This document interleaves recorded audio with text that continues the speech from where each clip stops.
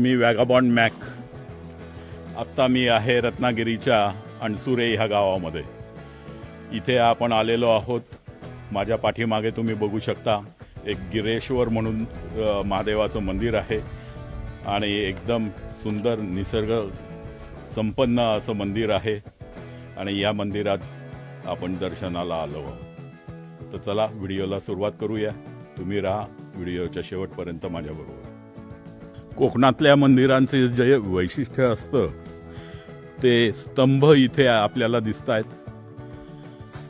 आत्ता आपण अंजनेश्वर मंदिरात गेलो होतो. त्या अंजनेश्वर मंदिरामध्ये आपल्याला असे एकूण 8 स्तंभ दिसले. इथे 5 आणि 2 7 स्तंभ आहेत. त्याच्यापैकी हे 4 आणि हे 2 असे 6 स्तंभ हे अर्धवट असावेत किंवा कमी उंचीचे तरी आहेत. एक स्तंभ मात्र पूर्ण उंचीचा आहे. हा मंदिराच्या सभोवतालचा परिसर. समोर दिसतोय तो आपल्याला समुद्र. समोर हा विजयदुर्ग आहे.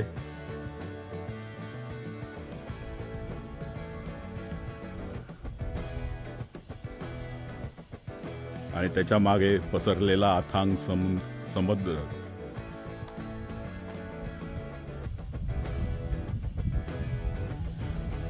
हे गिरेश्वराचं मंदिर तसं उंचावर आहे, त्यामुळे गिरीवरनं गिरेश्वर असं या मंदिराचं नाव ठेवण्यात आलं असावं.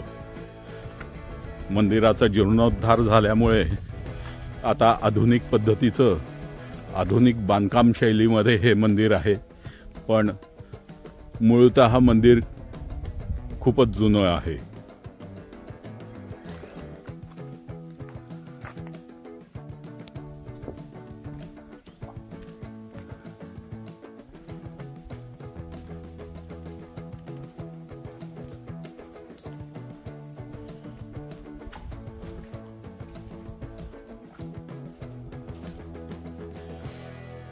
मंदिराच्या दरवाजावर केलेलं नक्षीकाम. सागवानी लाकडापासून दरवाजा बनवलेला आहे आणि उत्कृष्ट पद्धतीचं नक्षीकाम त्याच्यावर करण्यात आलेलं आहे. ललाट पट्टीवर आपल्याला दिसतोय तो श्री गणेश.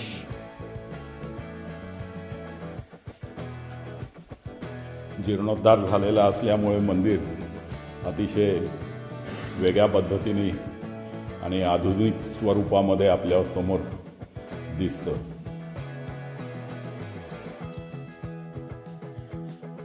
शंकराचं मंदिर असल्यामुळे शंकराचं प्रतीक नंदी महाराज इथेही आपल्याला विराजमान दिसतात. तर प्रवेशद्वारापाशीच गर्भगृहाच्या प्रवेशद्वारापाशी गणपती आणि आणखीनही काही छोट्या मूर्त्या आपल्याला इथे दिसत आहेत.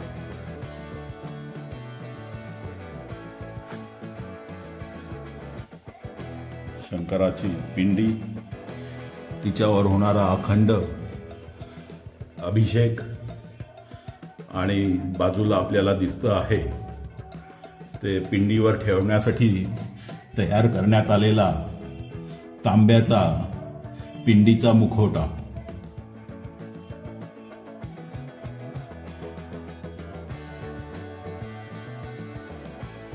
अखंड गायत्री मंत्राचा जप इथे होतोय.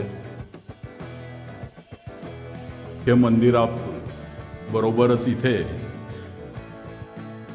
ह्या मंदिराचा असा एक गर्भगृहाचा कळस इथे तयार करण्यात आलेला आहे. हे पण कोकणी मंदिरांचं वैशिष्ट्य आहे. त्यालाही आता आधुनिक स्वरूप देऊन अतिशय सुंदर काम इथे करण्यात आलेलं आहे.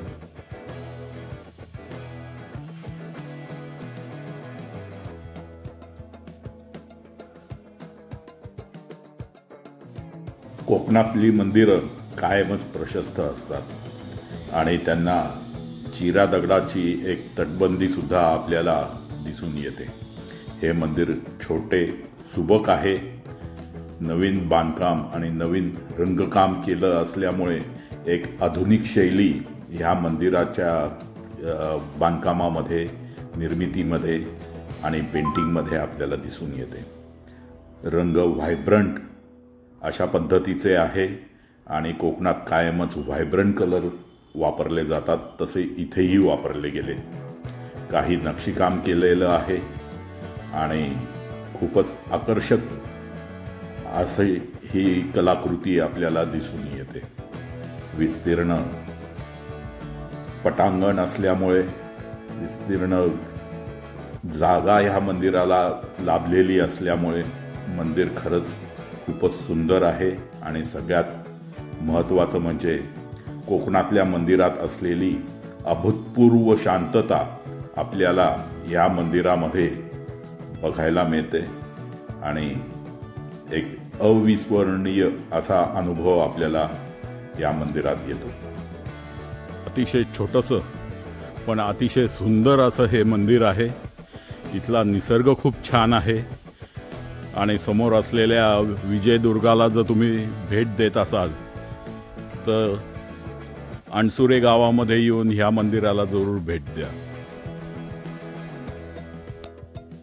कोकणातल्या मंदिरामध्ये आजूबाजूच्या 12 गावचे जे खोत असतात ते खोत या मंदिराचे मानकरी असतात।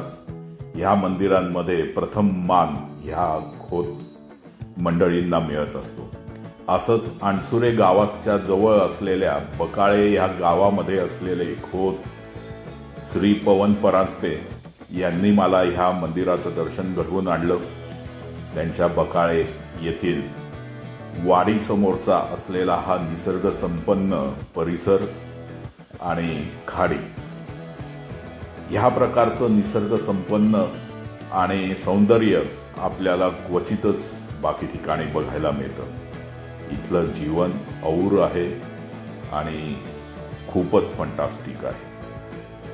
इथली निसर्ग संपदा, इथली हिरवाई खरंच खूप छान। मित्रांनो, हा व्हिडिओ जर तुम्हाला आवडला असेल तर लाईक करा, सबस्क्राईब करा, आपल्या मित्रपरिचितांपर्यंत जरूर पोचवा। असेच नवनवीन व्हिडिओ घेऊन येण्यासाठी या चॅनलला सबस्क्राईब पण करा। थँक्यू।